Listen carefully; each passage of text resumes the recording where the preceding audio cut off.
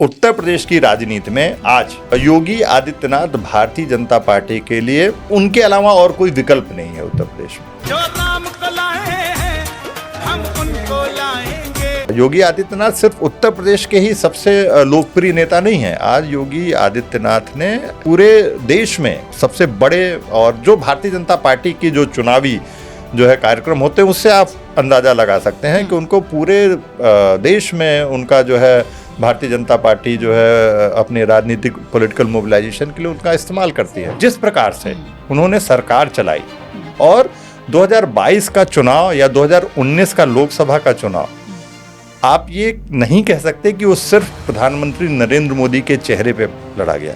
Mafia मुक्त, गुंडा मुक्त, दंगा मुक्त, कर्फ्यू मुक्त हमारा नया उत्तर प्रदेश है। अगर योगी आदित्यनाथ हिंदुत्व के भी पोस्टर बॉय हैं, वो उनके गवर्नेंस का भी मॉडल खूब उसकी चर्चा है जैसे आपने बताया, फिर ये सीट्स कम होने की क्या वजह है? बार बार योगी आदित्यनाथ जी के नेतृत्व पे उत्तर प्रदेश में प्रश्न विपक्षियों द्वारा भी उठाया जाता है और पार्टी में भी कुछ लोग। ये बात होती है कि अमित शाह जी और योगी आदित्यनाथ की बनती नहीं है, इसमें कितनी सच्चाई है? कई बार ऐसे संदेश आते हैं कि दोनों के बीच जरूर कोई न कोई मतभेद है कि हाँ, मैं माफियाओं को मिट्टी में मिला दूंगा। वो बर्दाश्त बहुत करते हैं, आपको मौका बहुत देते हैं, लेकिन एक बार अगर आप पकड़ लिए गए, आप गलत साबित हुए, तो वो बर्दाश्त नहीं करते। किसी माफिया को पनपने नहीं देंगे, गरीब का हक किसी को छीनने नहीं देंगे। जहां तक मुस्लिम समुदाय का प्रश्न है या किसी मुस्लिम व्यक्ति से संबंध का प्रश्न है, मुझे नहीं लगता है कि योगी आदित्यनाथ, चाहे वो एक महंत के रूप में, गोरक्षपीठ के महंत के रूप में उनकी जो भूमिका है, चाहे उत्तर प्रदेश के मुख्यमंत्री के रूप में भूमिका, उन्होंने कभी कोई भेदभाव किया हो या करेंगे। लेकिन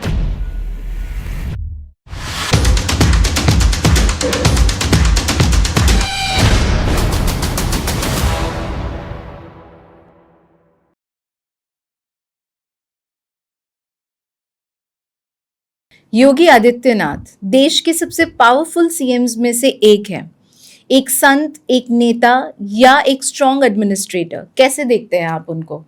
वो एक अथॉरिटेरियन लीडर है या फिर एक डिसाइसिव रिफॉर्मर?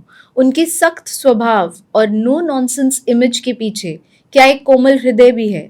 2027 के चुनाव में क्या वो उत्तर प्रदेश में फिर से दिखाई देंगे? उनका चेहरा बचा रहेगा या फिर बीजेपी किसी और को ला सकती है?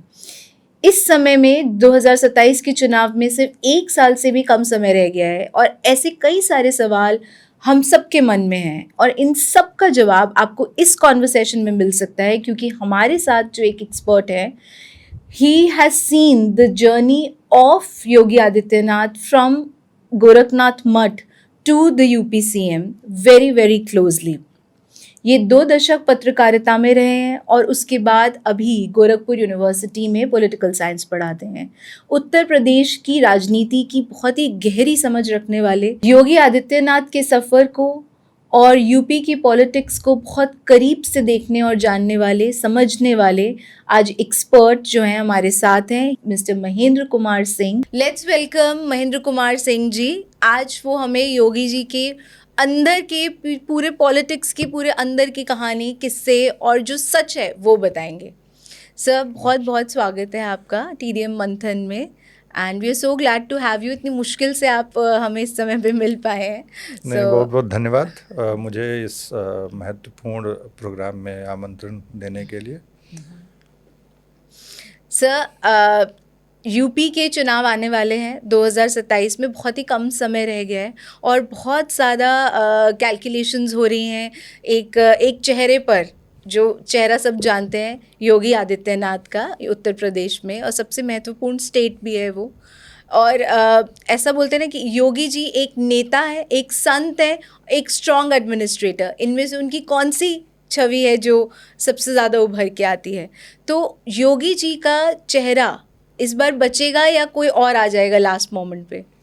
नहीं, देखिए, निश्चित रूप से अगर उत्तर प्रदेश की राजनीति को हम देखें तो 2017 में योगी आदित्यनाथ जी को मुख्यमंत्री भारतीय जनता पार्टी के शीर्ष नेतृत्व ने बनाया था, और ये उनके एक बहुत लोग इससे आश्चर्यचकित हुए कि एक जो है गेरुआ वस्त्रधारी एक पीठ का महंत क्या इतने जटिल राजनीतिक राज्य को संभाल पाएगा।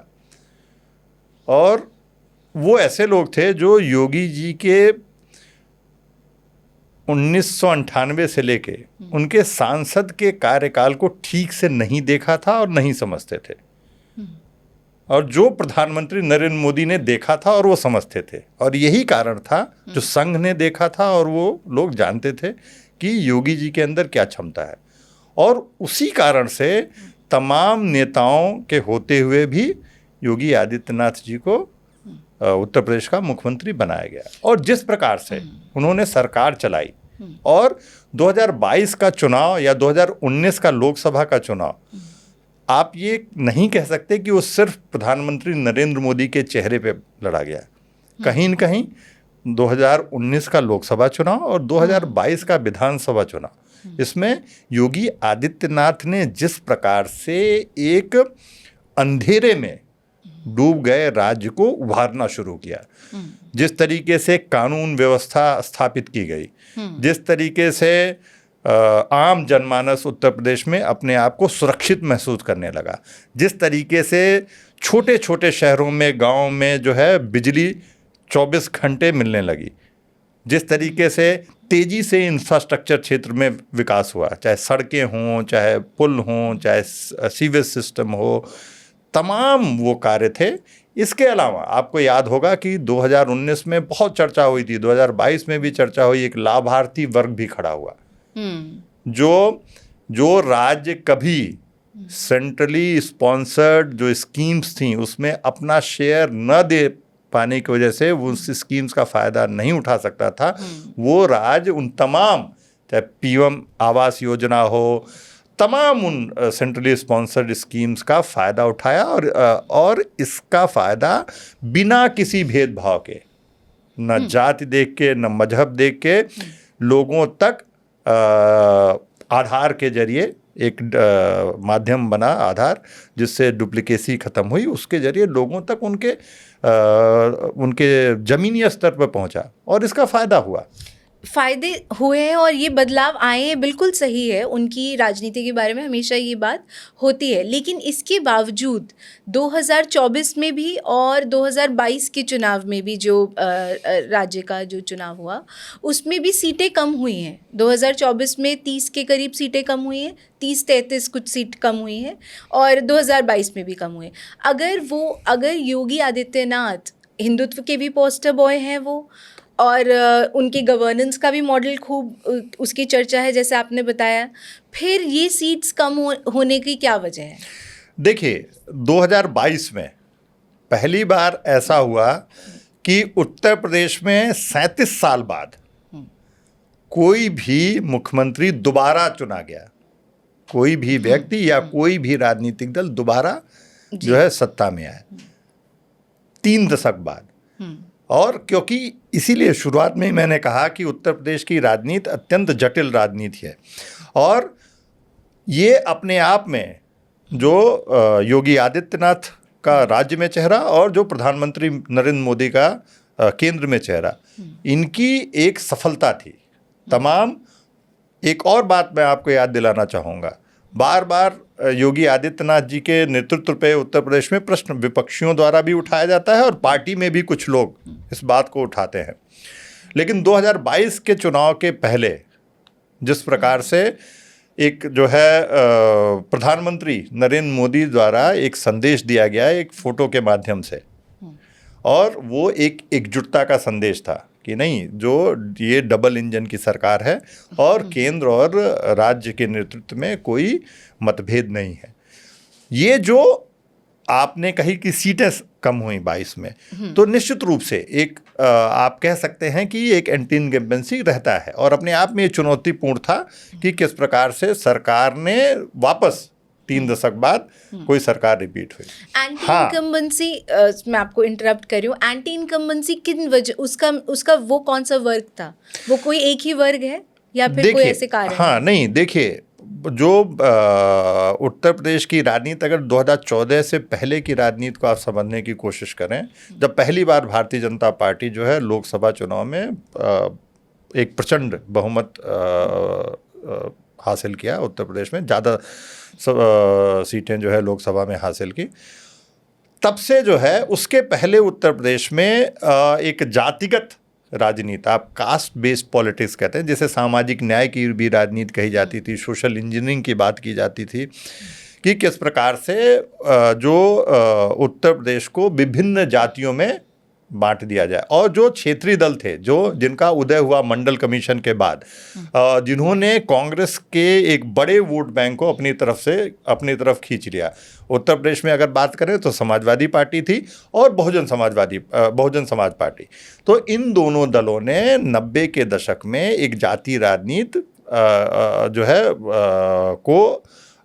एक जातीय राजनीति के जरिए सत्ता हासिल की, और वही वापस 2022 में करने की कोशिश की गई, लेकिन तो उसका प्रभाव पड़ा। हाँ जी, लेकिन विपक्ष सफल नहीं रहा, क्योंकि जैसा आपने खुद कहा कि जो योगी आदित्यनाथ का हिंदुत्व है, वो जो हिंदुत्व के चेहरे के रूप में, हिंदुत्व हृदय सम्राट के रूप में जो जाने जा रहे हैं, उसका प्रमुख उद्देश्य ये है कि, या जो सांस्कृतिक जो है हिंदुत्व की जो बात करते हैं, वो उसका प्रमुख उद्देश्य है कि किस प्रकार से जो हिंदू समुदाय वो जातियों में विभाजित ना हो।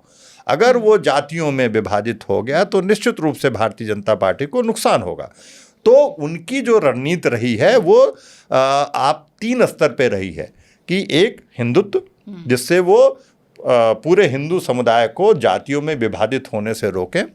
दूसरा, अगर आप बात करें तो लॉ एंड ऑर्डर कि किस प्रकार से कानून व्यवस्था उत्तर प्रदेश में स्थापित की जाए, और उसी से जुड़ा जो तीसरा मुद्दा है कि किस प्रकार से उत्तर प्रदेश को एक विकास की तेज रफ्तार पे चलाया जाए, और जिसमें जो गरीब तबका है, जो सामाजिक आर्थिक रूप से जो पिछड़ा तबका है या शैक्षणिक रूप से पिछड़ा तबका है, उसको किस प्रकार से सरकार की नीतियों के द्वारा उसको मुख्य धारा में लाया जाए।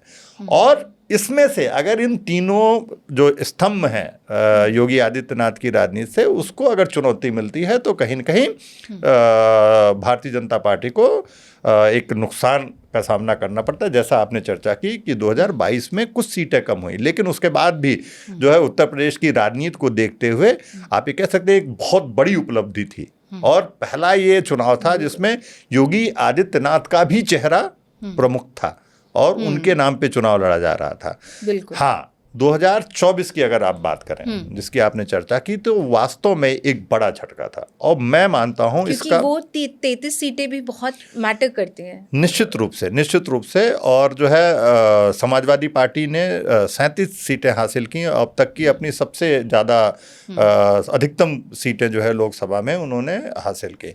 उसके पीछे 2-3 प्रमुख कारण हैं जो मैं समझता हूँ। पहला कि जिस प्रकार से भारतीय जनता पार्टी ने जो टिकटों का बंटवारा किया, वो शायद केंद्रीकृत तरीके से किया गया, तमाम संगठन के लोगों और तमाम प्रमुख लोगों की अनदेखी उसमें की गई।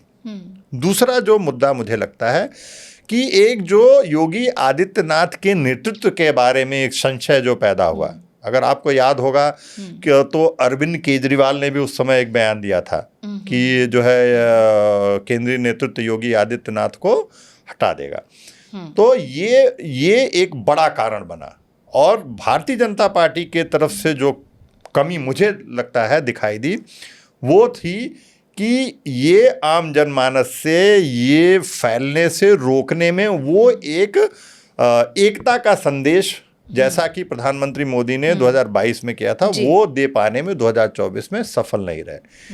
तीसरा जो कारण था कि जिस प्रकार से अखिलेश यादव ने, और मैं कह सकता हूं कि राहुल गांधी की भी उसमें प्रमुख भूमिका थी, उन्होंने जो एक ओबीसीज और खासकर जो गैर यादव ओबीसीज, कुर्मी, कोयरी और खटेक और गैर जाटो जो दलित थे, खासकर पासी, और इनको साथ लेने के लिए, इनको अपनी तरफ आकर्षित करने के लिए जो एक नैरेटिव विपक्ष ने बनाया कि संविधान बदल देंगे और आरक्षण खत्म कर देंगे, इस नैरेटिव के साथ, जिसमें राहुल गांधी की बहुत बड़ी थी, भूमिका, और इस नैरेटिव के साथ जिस प्रकार से समाजवादी पार्टी ने, अखिलेश यादव ने टिकट बंटवारे में इनका प्रतिनिधित्व दिया, इसने एक बहुत महत्वपूर्ण भूमिका अदा की। और भारतीय जनता पार्टी भारतीय जनता पार्टी इस नैरेटिव को काउंटर करने में सफल नहीं हो पाई कि नहीं, आरक्षण के साथ कुछ नहीं होने जा रहा है, या संविधान के साथ कोई परिवर्तन नहीं होने जा रहा है। तो ये 3 प्रमुख कारण थे, जिसमें मैं ये मानता हूं कि एक तो आरक्षण खत्म कर देंगे, दूसरा जिस प्रकार से योगी आदित्यनाथ की नेतृत्व को लेके जो चर्चा हुई और जिस प्रकार से भ्रम पैदा हुआ, ये महत्वपूर्ण कारण थे। बिल्कुल। और ये 2027 में ये फैक्टर्स कैसे काम करेंगे, क्योंकि ऐसा हम सब ने देख लिया है और ये बात होती है कि अमित शाह जी और योगी आदित्यनाथ की बनती नहीं है। तो ये कितना सच है, ये आप कितना क्लोज क्वार्टर से देखते हैं, या इसमें कितनी सच्चाई है? देखिए, तमाम तरीके के इस मुद्दे पे तमाम तरीके से बातें होती हैं, पर और है बहुत अहम सवाल। निश्चित रूप से कई बार ये लगता है कि कई बार ऐसे संदेश आते हैं कि दोनों के बीच जरूर कोई न कोई मतभेद है, लेकिन जो मैं जो देख पाता हूं कि आज भारतीय जनता पार्टी में शीर्ष नेता प्रधानमंत्री नरेंद्र मोदी हैं, उनके साथ और जो संघ का शीर्ष नेतृत्व है उनके साथ योगी आदित्यनाथ एक लेवल पे हैं, एक प्लेटफॉर्म पे हैं। मुझे नहीं लगता है कि कोई मतभेद है। और अगर अमित शाह जी की बात भी करें तो तमाम ऐसी चर्चाएं होती हैं, लेकिन वो सच है कि नहीं बन रहा है, लेकिन राजनीतिक कारणों से देना पड़ेगा उनको रास्ता योगी जी को। नहीं, देखिए, उत्तर प्रदेश की राजनीति में आज मैं सीधे बात करता हूं, योगी आदित्यनाथ भारतीय जनता पार्टी के लिए, मतलब उनके अलावा और कोई विकल्प नहीं है उत्तर प्रदेश में। विकल्प नहीं है, वही बात है। तो सिर्फ इसी कारण से अगर वो नहीं भी उनकी बन रही है तो अमित शाह को उनको देना होगा वो रास्ता। नहीं, देखिए, वो तो एक टकराव जो है वो है, ऐसा दिखाई देता है। वास्तव में देखिए, जो आज भारतीय जनता पार्टी के शीर्ष नेतृत्व जिस प्रकार से काम करता है, या जिस प्रकार से सरकार काम कर रही है, बहुत सी बातें खुलकर पब्लिक डोमेन में नहीं आती हैं। और क्योंकि एक जो है एक अनुशासित नेतृत्व है और एक अनुशासित राजनीतिक दल की तरह भारतीय जनता पार्टी काम कर रहा है, और इसी वजह से कि जिसको हम कई बार बोलते हैं कि 24/7 इलेक्शन मशीनरी। तो ऐसे में मुझे नहीं लगता है कि चाहे वो प्रधानमंत्री नरेंद्र मोदी हों, चाहे वो गृह मंत्री अमित शाह हों, वो सिर्फ योगी आदित्यनाथ को हटाकर किसी ऐसे बड़े राजनीतिक नुकसान का उत्तर प्रदेश में जोखिम लेंगे। तो यही बात है फिर। हाँ, निश्चित रूप से। तो अगर मतभेद हैं भी तो वो खुल के सामने नहीं आते हैं कई बार। हाँ, अगर आप बात करें तो 2018 से ही जो है कई बार योगी आदित्यनाथ के विरुद्ध जो है उनकी पार्टी से ही बिल्कुल विरोध के सुर उठे हैं, लेकिन योगी आदित्यनाथ ने अपनी आप कहें कि प्रशासनिक कुशलता से, अपनी एक राजनीतिक इच्छा शक्ति से इन तमाम मुश्किलों को का सामना किया है और वो एक सफल होके निकले हैं। मैं आपको बताऊं कि उत्तर प्रदेश में 2024 में भारतीय जनता पार्टी की असफलता के बाद भी इसका पूरा आरोप जो है योगी आदित्यनाथ पे नहीं लगाया जाता है, चाहे वो उनके दल के हों, चाहे वो आम जनमानस की मैं बात करूं। इसके तो आम पीछे जनता में ऐसी फीलिंग नहीं है। हाँ, तो आज योगी आदित्यनाथ सिर्फ उत्तर प्रदेश के ही सबसे लोकप्रिय नेता नहीं है। आज योगी आदित्यनाथ ने आप ये कहें कि पूरे देश में एक सबसे बड़े, और जो भारतीय जनता पार्टी की जो चुनावी जो है कार्यक्रम होते हैं, उससे आप अंदाज़ा लगा सकते हैं कि उनको पूरे देश में उनका जो है भारतीय जनता पार्टी जो है अपने राजनीतिक पॉलिटिकल मोबिलाइजेशन के लिए उनका इस्तेमाल करती है। इस सब के बीच में मैं एक बहुत इम्पोर्टेंट बात आपसे जानना चाहती हूँ कि शुरुआत में, क्योंकि योगी आदित्यनाथ और प्रधानमंत्री जो है नरेंद्र मोदी, वो लोग पहले से एक दूसरे को जानते हैं संघ में, और उससे कहीं पहले। तो उन्होंने जब उनको चुना था पहली बार, क्योंकि वो एमपी से डायरेक्ट सीएम बने हैं, वो एक कैलकुलेटेड मूव था। तो उन्होंने उनमें कब एकदम वो क्षमता देखी, वो कैसे देखी, वो उसके बारे में आपके कोई किस्सा कहानी, कोई अंदर का सच है तो हाँ बताइए। जी, महत्वपूर्ण बात आपने उठाई। प्रधानमंत्री नरेंद्र मोदी बहुत पहले से जो है मुझे लगता है कि उनको लोगों को चुनने के बारे में उनकी जो दृष्टि है वो बहुत कारगर है, और बहुत ही मैं कहूँ कि एक ऑब्जेक्टिव विश्लेषण होता है, और इसीलिए वो सही व्यक्ति को सही पद पर सही समय पे बैठाने में कामयाब रहते हैं। और यही वजह है कि इतने लंबे समय से वो राजनीतिक कैरियर में हैं, और मतलब गुजरात के मुख्यमंत्री के रूप में, भारतीय जनता पार्टी के संग, और अब प्रधानमंत्री के रूप में। और यही वजह है कि एक बार की घटना मैं बताता हूँ आपको कि 2017 के पहले की घटना है। योगी जी मुख्यमंत्री सांसद थे गोरखपुर के, तो कुछ जो है उस क्षेत्र के पूर्वांचल के कुछ सांसद जो है वो जाके प्रधानमंत्री से मिलते हैं, और उनका एक शिकायत होती है कि आप योगी आदित्यनाथ को क्यों इतना महत्व देते हैं, हम भी सांसद हैं। आप कोई भी सभा होती है उसमें उनको प्रमुखता दी जाती है, कोई कार्यक्रम होता है उसमें प्रमुखता दी जाती है। और इस बात की खबर उन्हीं किसी सांसद ने योगी जी को दे दी। अच्छा। कि ऐसा हो रहा है। तो योगी जी ने बोला ठीक है। प्रधानमंत्री जो है वो डोर टू जवाब देते हैं उन सांसदों को। अच्छा। कि ये एक बैठक में हुआ। हाँ, वो क्लोज मीटिंग में, और उन्हीं सांसदों ने बताया कि योगी आदित्यनाथ वो इंसेफ्लाइटिस, जिससे पूर्वांचल में हर साल हजारों मासूम बच्चों की जान जाती है, इसकी लड़ाई वो जब से पहली बार सांसद बने तब से लड़ रहे हैं। योगी आदित्यनाथ गोरखपुर में एम्स के निर्माण के लिए, गोरखपुर में बंद पड़े फर्टिलाइजर कारखाने को खुलवाने की लड़ाई संसद में जब से वो सांसद बने तब से लड़ रहे हैं। योगी आदित्यनाथ राम जन्मभूमि आंदोलन जो है जब कोई नहीं सक्रिय था तब से वो सक्रिय हैं। तो ऐसे में उनको महत्व देना और उन पे प्रश्न उठाना ये ठीक बात नहीं है। और फिर मोदी जी ने उन सांसदों को बोला, फिर वो लोग निराश होके आए, और उनमें जो अगुवाई कर रहे थे वो फिर बाद में आके योगी जी से उन्होंने जो है क्षमा याचना की, और फिर योगी जी ने कहा कि ठीक बात है, चलिए आप जो है अपना कार्य करिए। एक और बात है जो एक क्यूरियोसिटी है मेरे मन में, और शायद बहुत से लोगों के मन में हो, कि ठीक है वो ये करे थे, और वो यंगेस्ट एमपी भी है Yogi ji, is youngest MP Bharat में।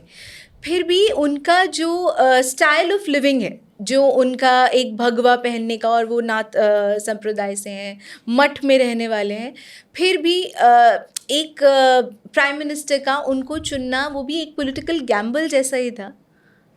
नहीं, मुझे लगता है, इसीलिए मैं कह रहा हूँ कि अगर किसी ने योगी आदित्यनाथ को 1998 में वो पहली बार लोकसभा के लिए चुने गए 26 साल की उम्र में, उसके बाद उन्होंने जिस प्रकार से अगर उनकी आप चाहे धार्मिक, सांस्कृतिक, आध्यात्मिक और राजनीतिक गतिविधियों को जिसने भी ध्यान से उसको देखा है, तो मुझे नहीं लगता है कि ये प्रधानमंत्री नरेंद्र मोदी की बहुत ही रैशनल, तार्किक जो है चुनाव था। ये कोई गैम्बल नहीं था। और जिस प्रकार से उन्होंने एक समय हिंदू युवा वाहिनी का गठन किया, जिस प्रकार से उन्होंने एक आप कहें कि सब अल्टर्न हिंदुत्व की जो सिर्फ अपर कास्ट के हिंदुत्व का नहीं, जो उसके अलावा जो पिछड़ी जातियों का, जो दलितों को किस प्रकार से हिंदुत्व के उसमें लाने के लिए इस हिंदू युवा वाहिनी ने व्यापक स्तर पे काम किया। और यही बड़ी वजह रही कि राम जन्मभूमि आंदोलन एक राजनीतिक आंदोलन न होकर उत्तर प्रदेश में एक आम जनमानस का आंदोलन बना। बड़ी संख्या में जो आज हम हमारे सोशल हायरार्की में जिनको हम डिप्राइव्ड क्लास कहते हैं, ओबीसीज कहते हैं, एससीज कहते हैं, उन्होंने इस आंदोलन में भागीदारी की। तो इस प्रकार की जो राजनीतिक पॉलिटिकल मोबिलाइजेशन की जो क्षमता योगी आदित्यनाथ में, मुझे लगता है कि बहुत अध्ययन करके, उनके ऊपर बहुत विचार करके जो है प्रधानमंत्री नरेंद्र मोदी ने उनको 2017 में इतने विशाल, इतने जटिल और इतने जो है कॉम्प्लेक्स जो है राज्य को संभालने का अवसर दिया। और आप देखिए कि उन्होंने अपने आप को सही साबित किया। आज उत्तर प्रदेश बीमारू राज्य नहीं है। आज उत्तर प्रदेश दूसरी बड़ी जो है जीडीपी वाला स्टेट है। 30 लाख करोड़ की जीडीपी है। आज उत्तर प्रदेश सबसे तेजी से विकास करने वाले जो है राज्यों में है। आज उत्तर प्रदेश में जिस प्रकार से जो रेवेन्यू कलेक्शन है वो जो है अपने आप में अद्वितीय। कंट्रोलर एंड ऑडिटर जनरल की रिपोर्ट में आप देखिए, तो इस प्रकार से अर्थव्यवस्था को संभाल लेना, वो आपने ये चेंजेस हुए हैं, इंफ्रास्ट्रक्चर में चेंजेस हुए हैं 100%, लेकिन ज़मीनी स्तर पे जो आप देखेंगे, हेल्थ में, एजुकेशन में अभी भी कुछ होता है। तो कहीं सारे हॉस्पिटल में बहुत सारे बच्चों की जान गई, बहुत सारे ऐसे आग लगने से कभी ऐसे, मतलब, और एजुकेशन का स्तर भी बहुत ही नीचे जो है उसमें उतना नहीं बढ़ा है। जैसे अगर हम देखें तो ये जो एकदम सबसे इम्पॉर्टेंट पिलर्स होते हैं ना एक स्टेट के, हेल्थ, एजुकेशन, ये अभी भी उतना नहीं बढ़ पाया है। तो इसका क्या कारण है फिर? नहीं, देखिए, कोशिश है। अगर आप पर कैपिटा इनकम देखें तो उसमें भी बहुत सिग्निफिकेंट बदलाव आया है। लेकिन इतने बड़े राज्य में, करीब 24-25 करोड़ की जनसंख्या वाले राज्य, जिसमें कई यूरोपीय देश जो है इतने बड़े नहीं होंगे, इतने बड़े राज्य में सबको स्वास्थ्य सुविधा उपलब्ध कराना, सबको जो है शिक्षा, खासकर गुणवत्तापूर्ण शिक्षा उपलब्ध कराना अपने आप में बड़ी चुनौती है। और ऐसा नहीं है कि इस दिशा में काम नहीं हो रहा है। आप देखिए, हर जिले में मेडिकल कॉलेज खोले जा रहे हैं, जो मुझे लगता है कि 7-8 मेडिकल कॉलेज पूरे स्टेट में होते थे 2017 में। करीब अब जो है सारे जिलों में मेडिकल कॉलेज खोले जा रहे हैं। सारे जिलों में जो जिला अस्पताल है उसको अपग्रेड किया जा रहा है, जो डिस्ट्रिक्ट हॉस्पिटल्स हैं। इसके अलावा हर स्टेट में अब यूनिवर्सिटीज़ खोलने की बात हो रही है कि हर डिस्ट्रिक्ट में, कि हर डिस्ट्रिक्ट में एक विश्वविद्यालय खोला जाएगा। इसके अलावा तमाम जो है स्किल योगी आदित्यनाथ जी ने जो ITIs थे उसका अपग्रेडेशन करके कि नहीं, हमको स्किल्ड वर्कफोर्स चाहिए, उस दिशा में काम किया। तो ऐसा नहीं है उस दिशा में काम नहीं हो रहा है, धीरे धीरे, हाँ। लेकिन पहले जो उद्देश्य था कि उत्तर प्रदेश की अर्थव्यवस्था को वापस एक विकसित अर्थव्यवस्था की तरफ ले जाना है, वापस पटरी पे लाना है, वो करने में वो अपने 2 कार्यकाल में सफल हुए हैं। और धीरे धीरे जो इकोनॉमिक ग्रोथ के जो फल हैं वो निश्चित रूप से नीचे आएंगे। और ये सारे क्षेत्र भी देखिए, जो शोषित वर्ग है, जो गरीब वर्ग है, जो आप कहें जो अंत्योदय की जो वर्ग है, वो हमेशा से योगी आदित्यनाथ के उनकी जो गोरक्षपीठ की जो लोक कल्याण की भावना है उसमें हमेशा रहा है। आपने नहीं सुना होगा बनटंगियास के बारे में। एक बहुत बड़ा समुदाय है बनटंगिया, जो उत्तर प्रदेश के तराई इलाकों में रहता है। उनको वो रेवेन्यू विलेज नहीं थे, मतलब उनको पंचायत स्तर पे वोट देने का अधिकार नहीं था, क्योंकि वो सारे रेवेन्यू विलेज नहीं थे। योगी आदित्यनाथ के मुख्यमंत्री बनते ही शुरुआती कुछ फैसलों में ऐसा हुआ, और रेवेन्यू विलेज ना होने की वजह से उनको किसी भी जो सरकारी योजना थी उसका लाभ नहीं मिलता था। और वो आज भी करीब अपनी हर दीपावली जो है उस समुदाय के बीच में बिताते हैं। तो हाँ जी, हर दीपावली। और ये जो है उस पीठ का, क्योंकि ये इस पीठ ने पूर्वांचल के पिछड़ेपन को दूर करने के लिए एक जो बड़े स्तर पे आप देखें कि सामाजिक और शैक्षणिक और स्वास्थ्य के क्षेत्र में काम किया है, बहुत शुरू से काम किया है। इसी में उनका जो सबसे ऑब्वियस जो देखने को मिलता है ना, जैसे उनकी एक छवि है हिंदू हृदय सम्राट की, फिर उसमें वो ओपनली बोलते हैं कि कोई गुंडागर्दी नहीं चलेगी, और लॉ एंड ऑर्डर में वो दिखा भी है वो इम्प्रूवमेंट, वो क्लीन जो उन्होंने किया है। इवन अर्बन एरियाज़ में अगर आप नोएडा में देखेंगे और जगह में भी वो दिखता है।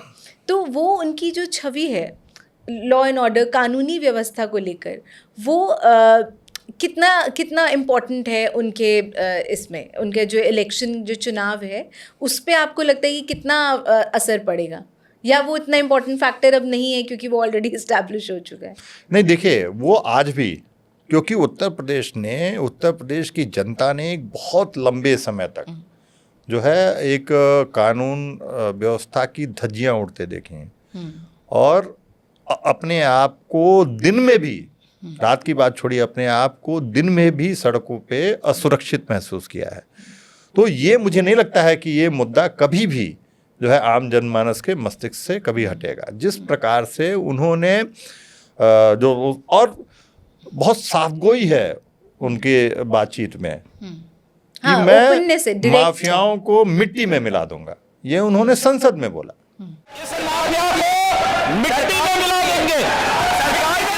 मतलब विधानसभा में बोला कि मैं माफियाओं को मिट्टी में मिला दूंगा, और उसको what he say he means it and he do it. वो जो भी कहते हैं, जो भी सोचते हैं, वो करते हैं, और उनके अंदर एक वो जिसको हम राजनीतिक पॉलिटिकली करेक्ट जो है वो होने की कभी कोशिश नहीं करते हैं। तो ये बहुत इंपॉर्टेंट सवाल है, क्योंकि 2027 में कभी देखिए बीजेपी की गवर्नेंस में ऐसा देखा गया उनकी लीडरशिप में कि कभी भी लास्ट मोमेंट पे एक सरप्राइज आ जाता है कि अरे ये कंटेंडर ही बदल गया है, इसकी जगह में वो किसी और को ले आए। हालांकि यूपी में ऐसा करना बहुत ही मुश्किल है, लेकिन फिर भी जिस तरह की पहले बातचीत थी, जो आपने बोला कि मतभेद हो सकता है लेकिन उसके बावजूद भी उन्हीं को वो चुनेंगे, तो ये एक बहुत बड़ा फैक्टर भी है जो कानूनी व्यवस्था को उन्होंने जो सुधार किया है। देखिए, इतने बड़े राज्य को बिना किसी बड़े विवाद के 9 साल तक संचालित कर लेना अपने आप में एक उपलब्धि है। आप ये देखिए, किसी भी मुख्यमंत्री ने अगर कुछ क्षेत्रीय दलों को छोड़ दें तो उसके पहले उत्तर प्रदेश में अपना 5 साल का कार्यकाल पूरा नहीं किया।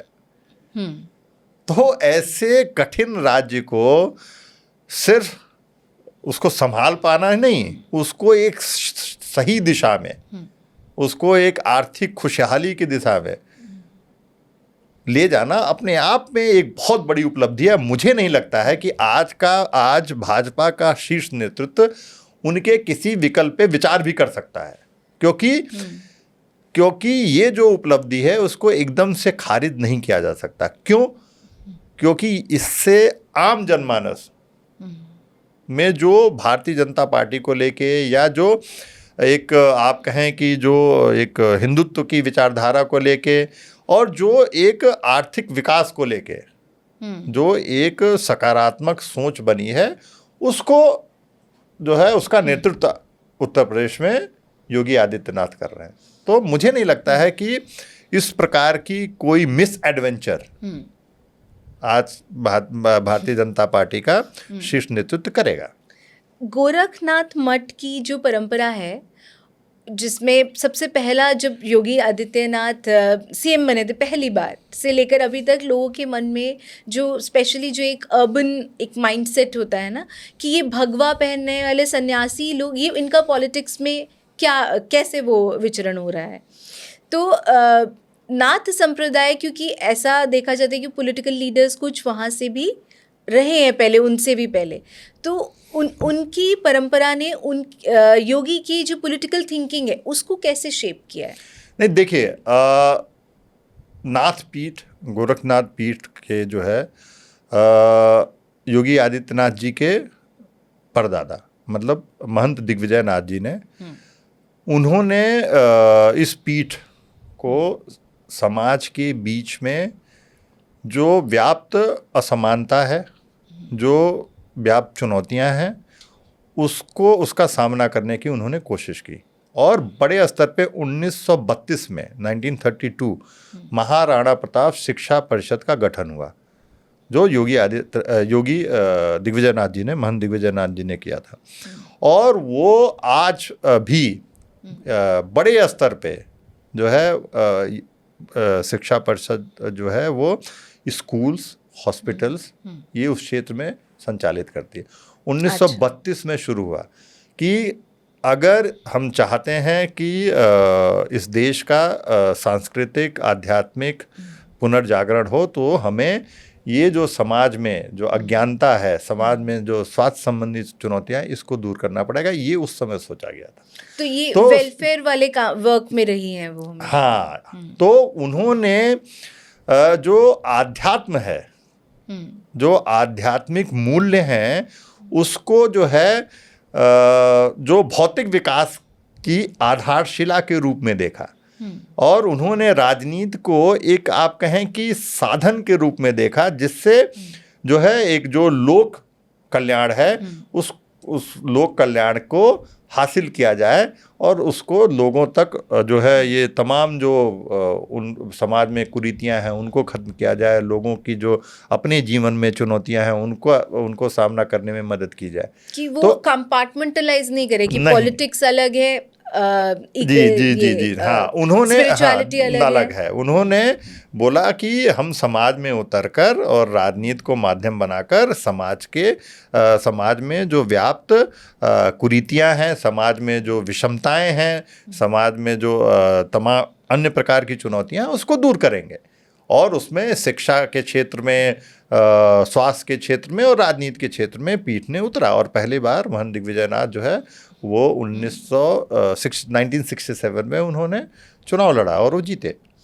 ये ऐसा भी यही मानना है कि 2 ही लोगों को दीक्षा प्राप्त हुई है उनसे, जो असली में जिनका कानफट बोलते हैं उनको, नाथ संप्रदाय के एक योगी हैं और एक और हैं बालकनाथ जी जो अलवर में। तो एक इतना डीपली रूटेड एक सिस्टम है, जैसे एक स्पिरिचुअलिटी, एक मठ के अंदर आप पूरा जीवन आपने बिताया और अब आप पूरा उससे एक डिफरेंट लाइफ, हालांकि स्टाइल ऑफ लिविंग वही है, तो उसमें जी रहे हैं। एक पूरा कंप्लीटली पॉलिटिकल सिस्टम के बीच में है, उसमें रहकर भी इस तरह का होना, ये 2 बहुत अलग कैसे बोला जाए, 2 बहुत अलग तरह के जीवन है, क्षेत्र है। हाँ, निश्चित रूप से ये 2 अगर आप बात करें, अगर आप सिर्फ और आध्यात्म को एक सेल्फ प्यूरिफिकेशन का माध्यम लें, स्वशुद्धि का, तब तो ये आपको अलग अलग दिखेगा कि नहीं, एक आप आध्यात्म को अपनी स्वशुद्धि और स्वसाधना के लिए आप उसको देख रहे हैं। लेकिन अगर आप अध्यात्म को जो व्यापक स्तर पे मानवता के विकास के रूप में सोच रहे हैं, तो मुझे नहीं लगता है कि कोई अंतर होगा। इसीलिए योगी आदित्यनाथ उतने ही सहज और सरल हैं जब राम मंदिर का निर्माण होता है, और उतने ही सहज और सरल हैं जब वो उत्तर प्रदेश में एक्सप्रेसवे का निर्माण कर रहे हैं, क्योंकि वो आध्यात्मिक मूल्य हैं उनमें और जो भौतिक विकास है उसमें कोई कॉन्ट्रडिक्शन नहीं देखते हैं, फर्क नहीं करते, उसमें वो फर्क नहीं करते। वो सिर्फ अपने जो है सिर्फ अपने लिए नहीं, बल्कि वो पूरे समाज के लिए जी रहे हैं और उसको जीना चाहते हैं। और ये नाथ योगियों का रहा है। उनके जो गुरु थे महंत अवैधनाथ जी महाराज, उनका भी यही विकल्प था। उन्होंने तो राम जन्मभूमि आंदोलन में उनकी बहुत ही महत्वपूर्ण भूमिका थी। और जिस प्रकार से, जैसा मैंने अभी चर्चा किया कि कामेश्वर चौपाल जो दलित थे, उनसे जो है पहली ईंट रखवाई थी महंत अवैधनाथ जी ने। ग्राउंड पे जो बातें बाहर है वो तो है, जो ग्राउंड पे गोरखपुर या उनकी जो भी साथी जगह हैं, उनमें भी यही भावना है क्या योगी उनके काम को लेकर? निश्चित रूप से कि वो उनके लिए हैं। हाँ, निश्चित रूप से। इसीलिए देखिए मतलब जो आम जनता है वो चुनना चाहेगी उनको, हाँ देखिए, क्योंकि अगर वहाँ पे आप गोरखपुर ही नहीं पूरे पूर्वांचल में बात करें तो इसीलिए उनको महाराज बोला जाता है, बाबा बोला जाता है। तो क्योंकि उनसे एक सिर्फ एक पुजारी की अपेक्षा नहीं है, जो सिर्फ किसी कर्म कांड की अपेक्षा नहीं है, उनसे उनसे पूरे समाज के उद्धार की अपेक्षा है, उनसे पूरे राष्ट्र के पुनर्निर्माण की अपेक्षा है। आपने पूरा समाज बोला, पूरा उसमें एक बहुत इम्पोर्टेंट जो काफ़ी महत्वपूर्ण वर्ग है उत्तर प्रदेश में, वो मुस्लिम समुदाय का है। अब ऐसा माना जाता है कि योगी जी जो हैं वो मुस्लिम समुदाय को उतना पसंद नहीं करते हैं, या फिर ऐसे कई किस्से हुए हैं। बुलडोज़र बाबा, उसके ऊपर भी हम आएंगे। ऐसा बोला जाता है उनको कि कई सारे उनके बिजनेसेस को उन्होंने बंद कराया है, चाहे वो मीट शॉप्स हो या जो भी ऐसे, कि वो उनको उतना पसंद नहीं करते हैं। लेकिन गोरखनाथ मठ में ही कई मुस्लिम्स हैं जो बहुत इंपॉर्टेंट पोजीशंस पर हैं, चाहे ट्रेजरर की हो, उसी के अंदर काम कर रहे हैं कितने समय से। देखिए तो अगर हम ये कैसे है फिर? देखिए, ये एक कॉन्ट्रडिक्शन दिखाई देता है, लेकिन ये जो है विपरीत तब दिखाई देता है जब हम योगी आदित्यनाथ की राजनीति को एक दो जो सेकुलर कम्युनल बाइनरी में देखने की कोशिश करते हैं। जहाँ तक मुस्लिम समुदाय का प्रश्न है या किसी मुस्लिम व्यक्ति से संबंध का प्रश्न है, मुझे नहीं लगता है कि योगी आदित्यनाथ, चाहे वो एक महंत के रूप में, गोरक्षपीठ के महंत के रूप में उनकी जो भूमिका है, चाहे उत्तर प्रदेश के मुख्यमंत्री के रूप में भूमिका, उन्होंने कभी कोई भेदभाव किया हो या करेंगे।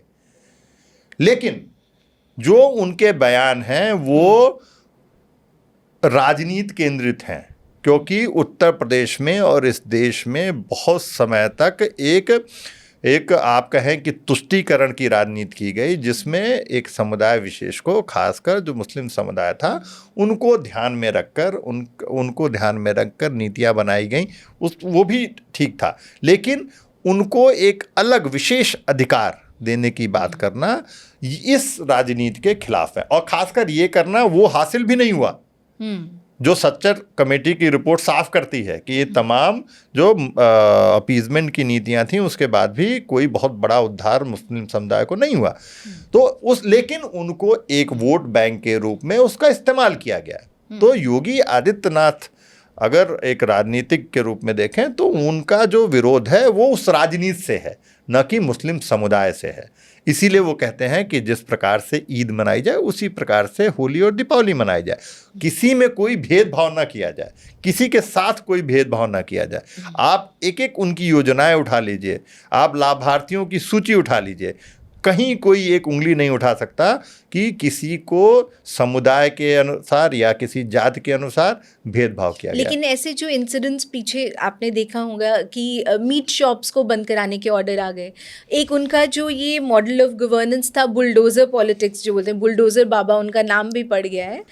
तो हालांकि उसने शायद पॉलिटिकली उनको फ़ायदा ही किया, लेकिन समाज में जो एक वर्ग में ये डर जैसी वो फैल गई कि ये सारे स्लॉटर हाउसेस को बंद करवा रहे हैं, तो वो उनका तो प्रमुख काम ही वो है, नहीं, वो उनकी आजीविका है। देखिए, जो बंद कराए गए थे, जहाँ तक स्लॉटर हाउसेस का, वो इलीगल स्लॉटर हाउसेस की बंद करने की बात की गई थी, कि जो अवैध हैं, जिनके पास लाइसेंस नहीं है, जो गलत स्थान पे चलाए जा रहे हैं, उनको बंद कराए जाने की बात की गई। योगी आदित्यनाथ किसी भी प्रकार की एक आप कहें कि कड़े प्रशासक के रूप में वो किसी भी इलीगैलिटी को बर्दाश्त नहीं करते हैं। वो ये मानते हैं कि सभी जो है वो कानून सबके लिए समान है और उसके लिए समान जो है व्यवहार करना चाहिए। इसी वजह से आप देखिए कि केवल एक समुदाय की बात नहीं कर रहे हैं, और तमाम जो, अगर हम ऑर्गेनाइज क्राइम को जो है ख़त्म करने की बात करें, जो संगठित अपराध है, हाँ, उनको ये आरोप लगते हैं। क्यों? क्योंकि जब वो मुख्यमंत्री बने उस समय जो माफिया थे वो एक विशेष समुदाय से थे, और जिनका आतंक था, जो उत्तर प्रदेश की सत्ता संचालित करते थे, उत्तर प्रदेश की पुलिस या उत्तर प्रदेश की सरकार से उनका बड़ा जो है उनका प्रभाव था। तो निश्चित रूप से आरोप लगे, लेकिन बिल्कुल। हाँ, जो बुलडोजर का इस्तेमाल, जैसा कि योगी आदित्यनाथ कहते हैं कि बुलडोजर का इस्तेमाल सिर्फ और सिर्फ अवैध जो कार्य हैं उनको ख़त्म करने के लिए किया जा रहा है। कभी भी उसका कोई टारगेट कोई एक समुदाय नहीं है, कोई एक वर्ग नहीं है। उसमें सबसे ज़्यादा हानि जो पहुंची वो मुस्लिम वर्ग को पहुंची। और अगर हम ये भी मान लिया जाए कि इंटेंशन सही है, इंटेंट सही है, तो फिर भी क्या तरीके को जस्टिफाई करेंगे आप? नहीं, देखिए बुलडोजर का जो भय जो बन गया एक तरह से। नहीं, देखिए जो हमारे समाज में जो सबसे हमने, आप कहें कि धीरे धीरे जो अवैधता थी उसको स्वीकार कर लिया। वो तो फिर सभी जगह में हाँ, नहीं, उसको स्वीकार कर लिया कि कहीं पे आपने बिना किसी परमिशन के आपने कोई निर्माण कर लिया, आपने सरकारी जमीन पे कब्जा कर लिया, आपने गरीब की जमीन पे कब्जा कर लिया, तो उसके लिए सरकार नोटिस देती है। उसके बाद अगर आप नहीं उसको मानते हैं तो बुलडोजर चलती, वो तो नियमानुसार है उसमें। हाँ, कई बार अगर कोई भी अधिकारी इसका गलत इस्तेमाल करता हो पाएगा तो उसको जिस प्रकार से सजा दी जाती है वो सर्वविदित है। देखिए, योगी आदित्यनाथ किसी को भी, कोई कितना भी बड़ा अधिकारी हो या कोई कितना भी बड़ा राजनीतिक हो, अगर वो गलत है तो उसको, उसके लिए उनके आप कहें हृदय में कोई दया नहीं है या कोई माफ़ी नहीं है। ऐसा इस तरह के एग्जाम्पल आपने देखा? हाँ, कोई माफ़ी नहीं है।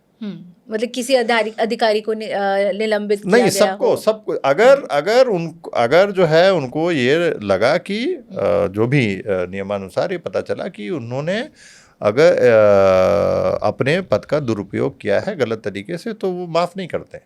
अच्छा। वो बर्दाश्त बहुत करते हैं, आपको मौका बहुत देते हैं,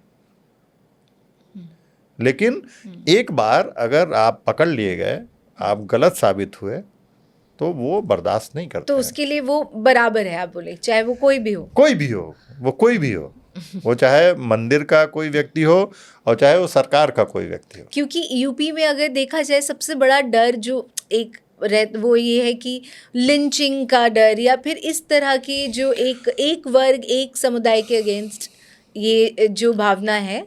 नहीं, देखिए, तो ये जमीनी स्तर पे कैसा है? क्या ये भावना है वहाँ पे या नहीं, ऐसा देखिए, जमीनी स्तर पे कहीं पे भी इस प्रकार की, हाँ, एक दो घटनाएं हुई शुरू में, वो भी जब आप ये कहें कि 2014 के बाद हुई कुछ घटनाएं, कुछ 2017 के एक दो घटनाएं हुई, और उनमें भी नियम के अनुसार कार्रवाई हुई, इसीलिए वो घटनाएं अब बंद हैं। आप ये बताइए कि आप कब लिंचिंग की कोई घटना सुने? 2017 के आसपास। हाँ, शुरू में, हाँ, और जब प्रधानमंत्री नरेंद्र मोदी बने थे तब जो है हरियाणा में हुई थी और एक दो जगहों पे जिसपे उनका बयान भी आया था। उसके बाद जब एक कड़ा संदेश सरकार ने दे दिया, उसके बाद ये घटनाएं बंद हो गई।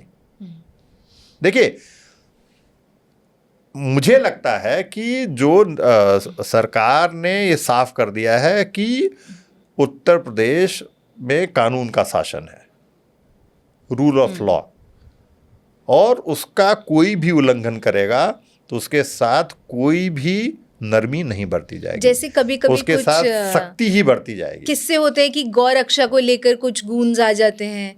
कभी ये होता है कि मुस्लिम समुदाय जो है वो सड़क पे नमाज करने की वो करते, फिर उसको लेकर कुछ ऑर्डर आ जाते हैं। तो ये किस तरह की उस एडमिनिस्ट्रेशन में ये किस तरह? नहीं, देखिए, जो है बिना उनका साफ कहना है, बिना परमिशन के आप जो है किसी भी सार्वजनिक स्थल पे कैसे आप कोई भी धार्मिक कार्यक्रम कर सकते हैं? इसमें क्या गलत है? सार्वजनिक स्थल पे आप बिना किसी अनुमति के अगर आप कोई धार्मिक कार्यक्रम या अनुष्ठान या कोई भी क्रिया करते हैं और अगर कोई घटना होती है तो उस पर प्रशासन को ही जिम्मेदार ठहराया जाएगा। तो उनका यही है, अगर आपको करना है आप जो है उसके लिए अनुमति लीजिए, आप जो रूट तय है आप उस रूट से अपना कार्यक्रम करिए। आप किसी विशेष अधिकार या विशेष उसका उम्मीद मत करिए, क्योंकि आप सब समान हैं। यही लॉजिक है उनका जी। इसके पीछे कि सब समान है, कोई विशेष अधिकार का जो है उसकी जो है अपेक्षा चाहे वो ना करे, हिंदू हो या मुसलमान हो, कोई भी हो। मतलब अगर नमाज नहीं होगी तो कोई हिंदू रथ यात्रा या इस तरह का भी कुछ उस सम्मेलन या ऐसा कुछ नहीं होगा सड़क पर उस नहीं, समय।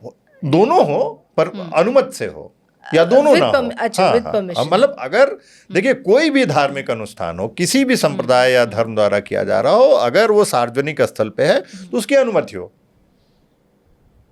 वो इसमें पहले से कहाँ नहीं गलत है? देखिए, 9 साल से सब ठीक है, सब सही जा रहा था। अभी कुछ ही पिछले महीनों में ये यूजीसी ने जो नियम में बदलाव किया है, जो SC ST को के साथ साथ OBC के भी अगेंस्ट जो बदलाव किया है, उसको लेकर काफ़ी प्रोटेस्ट हुआ है, स्पेशली अपर कास्ट्स में, जिसमें मोस्टली ब्राह्मण और ठाकुर हैं। तो ये कैसे उनके अगेंस्ट जा रहा है ये? नहीं देखिए, अगर उत्तर प्रदेश की राजनीति की बात करें तो इस यूजीसी जो कानून आया है, जिसको अभी सुप्रीम कोर्ट ने रोक लगा दी है, आप एक बार उसको एक्सप्लेन भी करिए कि इसमें किसका फायदा है और किस तरह का देखिए नहीं उसमें इंटेंट क्या है इसका? देखिए उसमें कई प्रोविजंस हैं जिसको जो सवर्ण के बच्चे हैं, अपर कास्ट के बच्चे हैं, उन्होंने माना कि ये उन पे उनको जो है गलत तरीके से फंसाया जा सकता है। वहीं जो SC ST OBC का मानना है, जो बच्चे हैं, कि नहीं, ये आज भी जो शैक्षिक संस्थान है उसमें हमारे साथ भेदभाव होता है और ये सही है।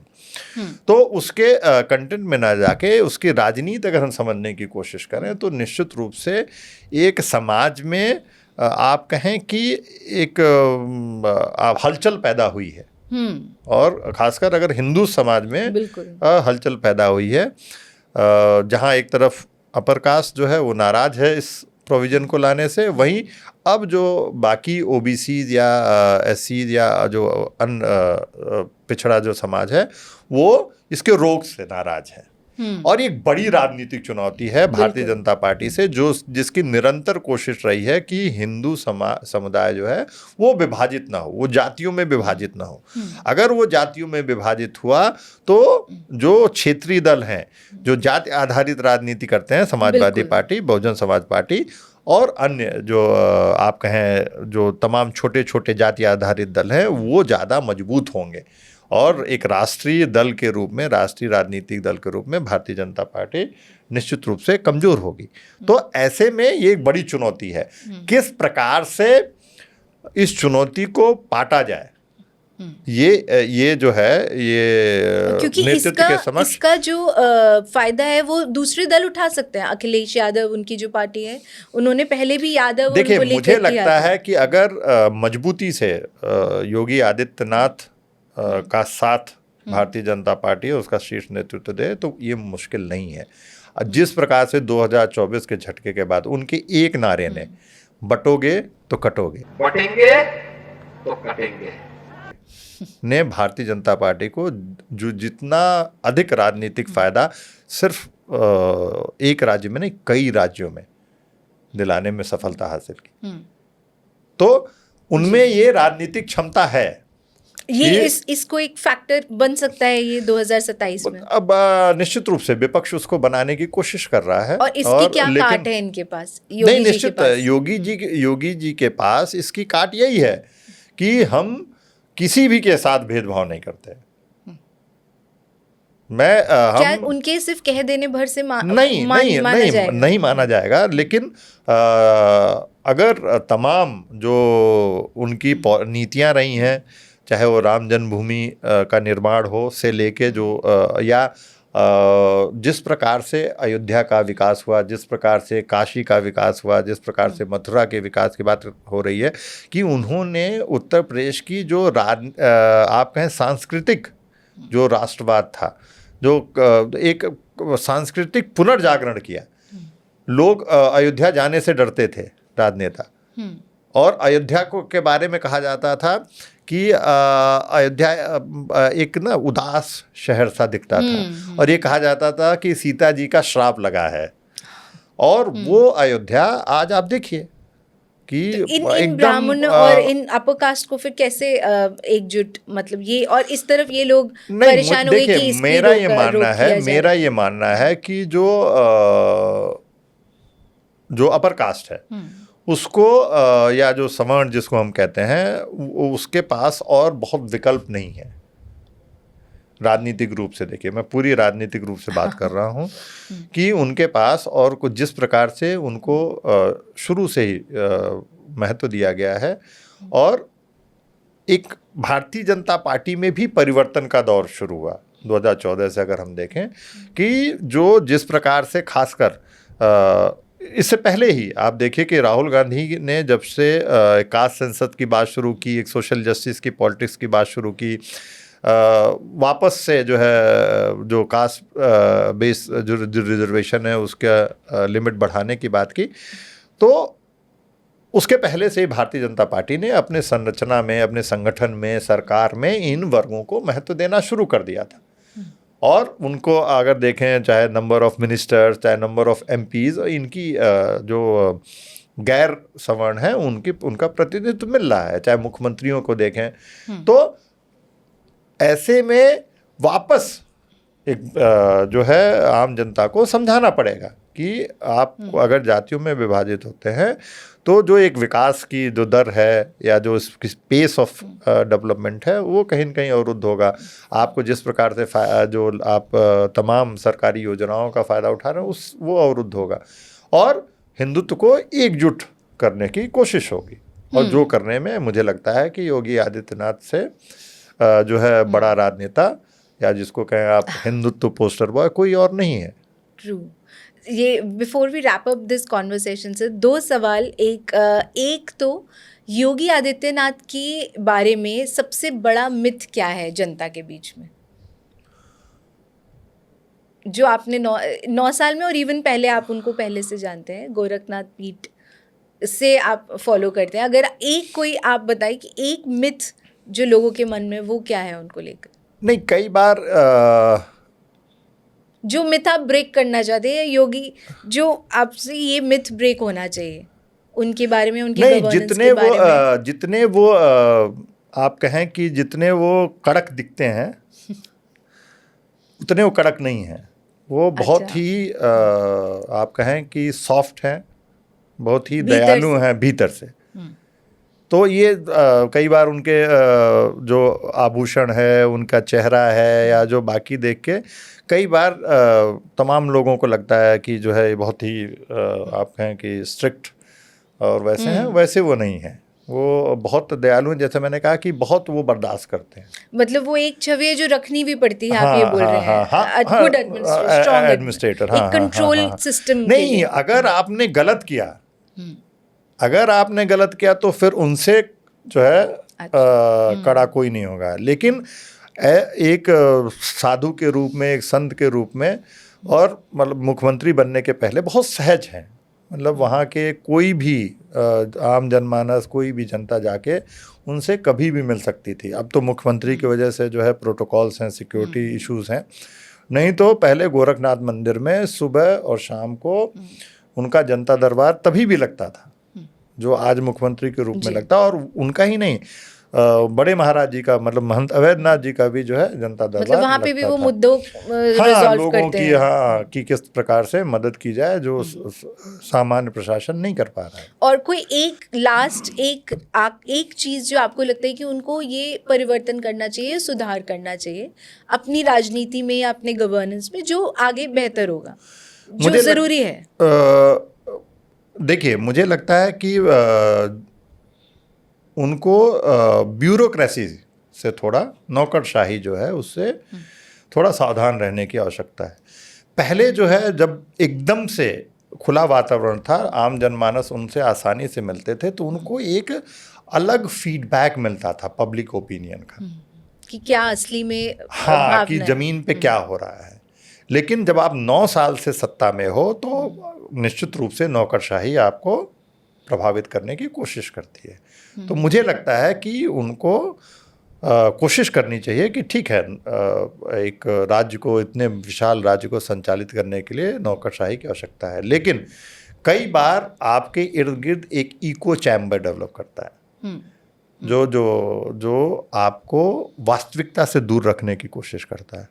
तो मुझे लगता है कि ये उनको ये आपने ऑब्जर्व किया इस तरह से वो प्रभावित हो रहे नहीं, हैं? मुझे लगता है कि हो नहीं रहे हैं, लेकिन ये बहुत ही सामान्य बात है। अगर राजनीति को हम देखें तो ये बहुत ही सामान्य बात है कि ये तो, चीज कहीं पे हाँ, कोई कि फैक्टर आप 9 साल से शासन में हैं, तो नौकरशाही आपको जो है एक जो है इको चैम्बर वो आपको प्रभावित करने की कोशिश ना करे। Otherwise he is a independent leader, मतलब एक बहुत ही सशक्त और मजबूत व्यक्तित्व जो है उनका है वो, लेकिन फिर भी जो है एक इको चैम्बर डेवलप करता है। और नाथ पंथ के एक नाथ योगी होने की वजह से वो बहुत ही आपका दृढ़ इच्छा शक्ति है उनके अंदर में। तो ऐसे में मुझे नहीं लगता है कि उनको कोई बहुत हद तक प्रभावित कर सकता है, लेकिन फिर भी जहाँ तक नौकरशाही का प्रश्न है, ये प्रश्न कई बार लोग उठाते हैं।